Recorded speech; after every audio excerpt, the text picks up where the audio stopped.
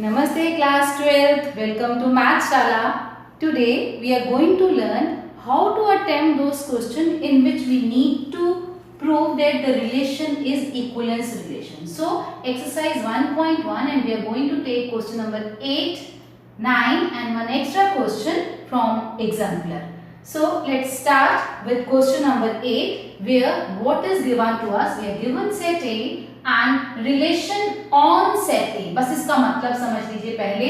Relation on set A implies relation from set A to A and relation is already given to us.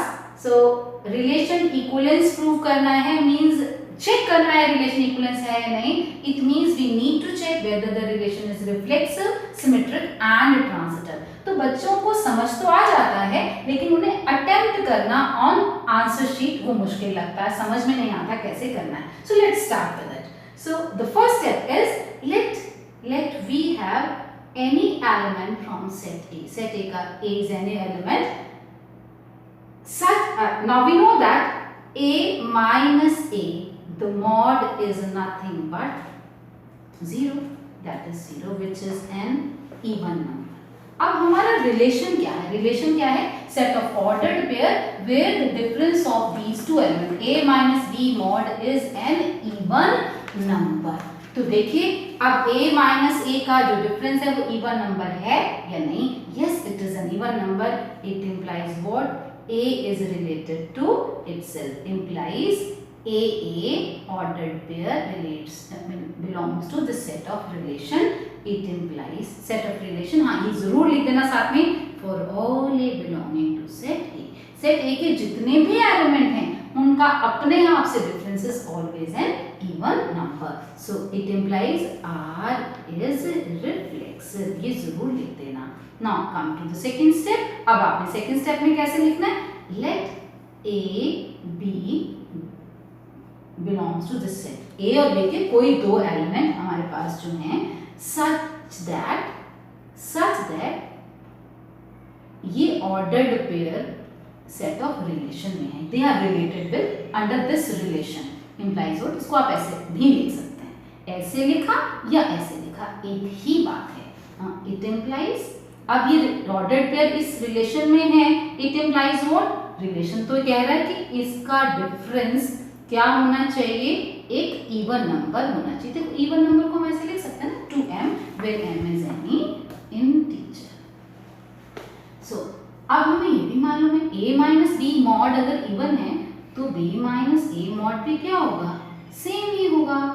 ठीक है. So it implies what?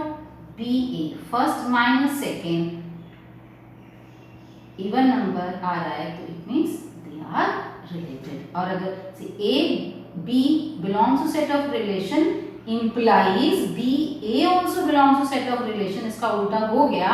it implies what? R is symmetric. ये आपने ऐसे लिख दिया. now come to the third step. Third part में हमें क्या प्रूफ करना है कि रिलेशन ट्रांजिटिव है या नहीं. तो हम चेक करते हैं. तो उसके लिए हमें क्या लेना है? let a B, C belongs to set A. set A के कोई तीन एलिमेंट हैं such that भाई इनमें they are related, they are in the set of relation and थोड़ा नीचे लिख देते हैं and B, C also belongs to set of relation. So अब अगर ये ordered pair set of relation में है इट मींस वो इस रिलेशन को सैटिस्फाई करेंगे. इट मींस नेक्स्ट स्टेप में आपने क्या लिखना है? a minus b mod is even and b minus c mod is also an even number. यहाँ आप लिख देंगे where m and n are integers, rather positive integers हैं इसके लिए बिकॉज मॉड है हमारे पास. तो it implies b minus a. अगर मैं मॉड हटाऊंगी तो क्या बनने वाला है? और यहां भी मॉड हटाऊंगी तो क्या बनने वाला है? Plus minus 2n. अब इसको कह देते हैं इक्वेशन नंबर 1 और इसे कह देते हैं इक्वेशन नंबर 2. और इन दोनों को अगर हम ऐड करेंगे तो क्या आएगा?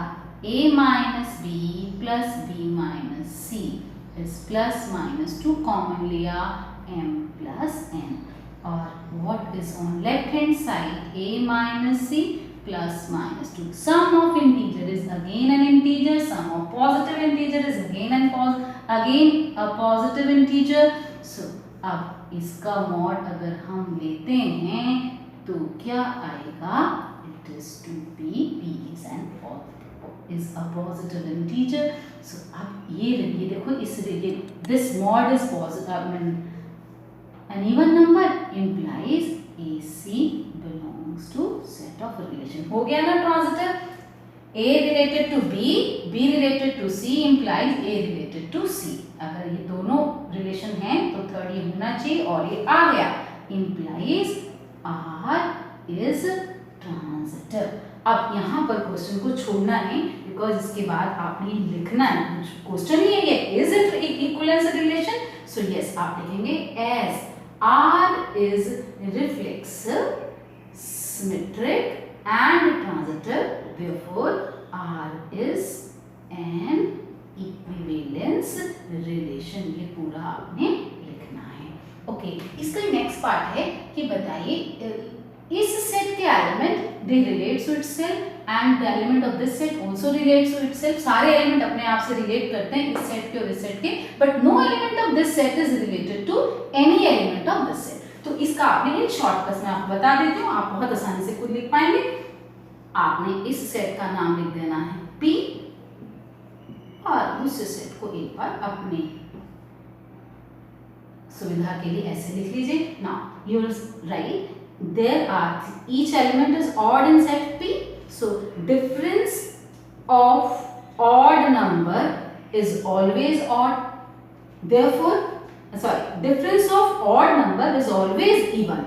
So it means the difference between any two element of this set is always even, implies each element is related to other element of this same set and itself also.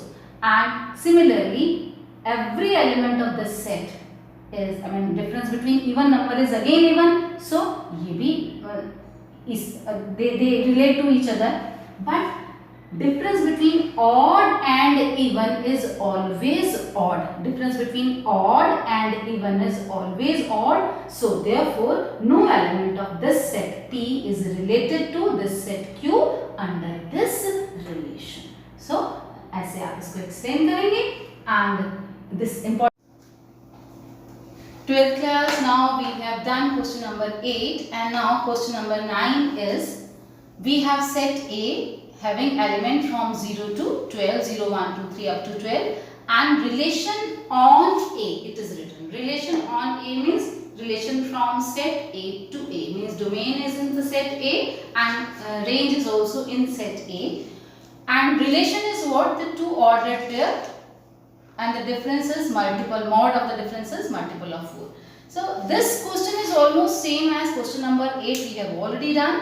So the second part of question number 9 is again on set A, relation ordered pair, where first element is equal to the second one. We have to check whether this relation is an equivalence relation or not. तो वही 3 step हमें यहाँ पर करने हैं.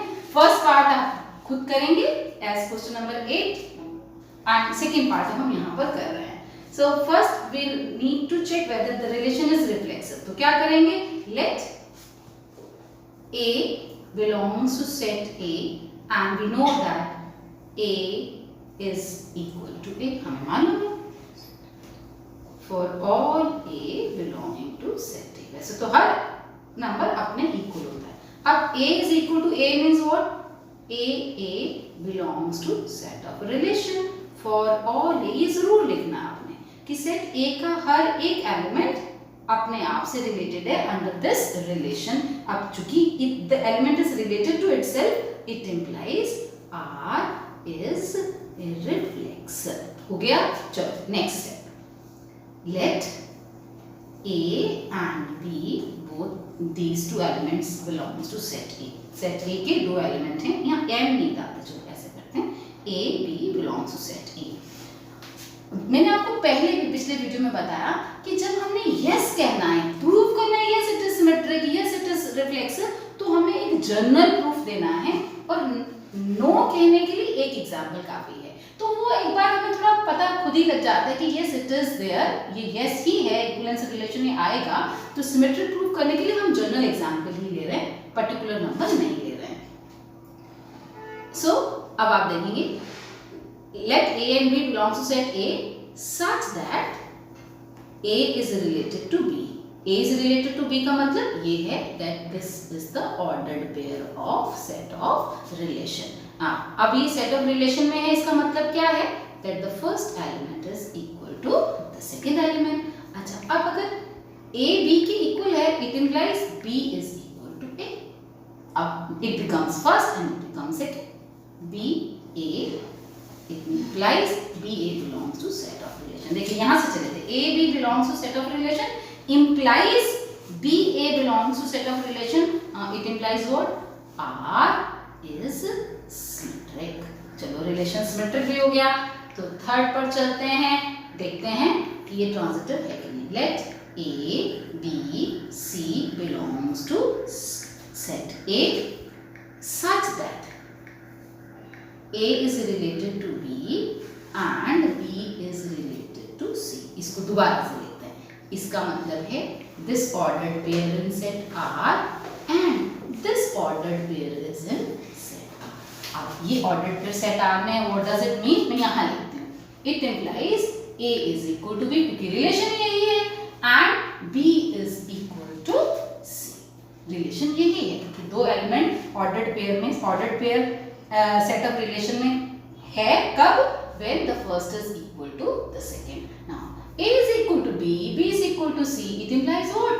A is equal to C. और अगर ऐसा है, it implies the left element is on the first position, right element is on the second position, belongs to set of relation, and it implies what? R is transitive. So आपने last में ये जरूर लिखना है that S R is reflexive, symmetric and transitive implies R is equivalence relation. ये जरूर mention करना है. Now the extra question which I gave from exemplar, NCERT exemplar and CBSE sample paper में भी क्वेश्चन उन्होंने पूछा हुआ था, though it is not given in NCERT. तो एक बार क्वेश्चन को देख लेते हैं. हमारा क्वेश्चन स्टार्ट होता है यहाँ से. ये जो एक्स्ट्रा क्वेश्चन है ये तो पार्ट 2 था, क्वेश्चन नंबर 9 था. Now R on A cross A, बस इस चीज को समझेगा, यहीं पर बच्चे बहुत ज्यादा परेशान होते हैं. At time it is written R on A. R on A means this, A to A. But here in the question it is given that R on A cross A means what? अब ध्यान से यहाँ से शुरू कर रही हूँ, देखिएगा. R on A means R from Cartesian product of A to Cartesian product of A, means A की A के साथ ही Cartesian product यहाँ पर. It means अब ये जो set है, it is a set of ordered pair. A cross A is a set of ordered pair. तब ध्यान रखना इस चीज का. And A is already given. A is from 1, 2, 3, 4 up to 9. And relation क्या है? Relation कैसा है? Relation is relation between. आप देखिएगा पहले मैंने ऐसे लिखा था previous question में, A is related to B और ऐसे लिखती थी, ऐसे लिखती थी. A is from set A, B is from set A. तो यहाँ पर रिलेशन था from set A to A इस केस के लिए. लेकिन अब आपके पास रिलेशन ऑन कार्टेशियन प्रोडक्ट है, रिलेशन ऑन कार्टेशियन प्रोडक्ट है, तो फिर आपको ऐसे लिखना पड़ेगा. पहले तो देख लेते हैं रिलेशन है क्या. Ordered pair is related to this ordered pair because this ordered pair is from set A cross A. This ordered pair is also from the same set, Cartesian product of A. So how they are related? That A into A plus D is equal to B plus C. Sum of these extreme is equal to second plus first element. इधर ध्यान देना कि this is the relation. A plus D is same as B plus C. अब check करना है this relation is equivalence relation or not. तो शुरू करते हैं. अब आपने लेना क्या है, let A B belongs to, अब से A नहीं लिखना है, क्या लिखना है, इस सेट का एक एलिमेंट उठाना है. अब इस सेट में जो एलिमेंट होंगे वो ऑर्डर्ड पेयर होंगे, ध्यान रखना. Now such that AB related to AB. अब देखते हैं कि मैंने लिख दिया ये, मैं देखती हूँ कि क्या इसके ऊपर सेम रिलेशन अप्लाई होता है. अगर ये रिलेट कर रहा है अपने आप से तो क्या होगा, it implies what, sum of these extreme A plus B is equal to B plus A under this rule. ये रूल आपको यहाँ से नजर आ रहा है.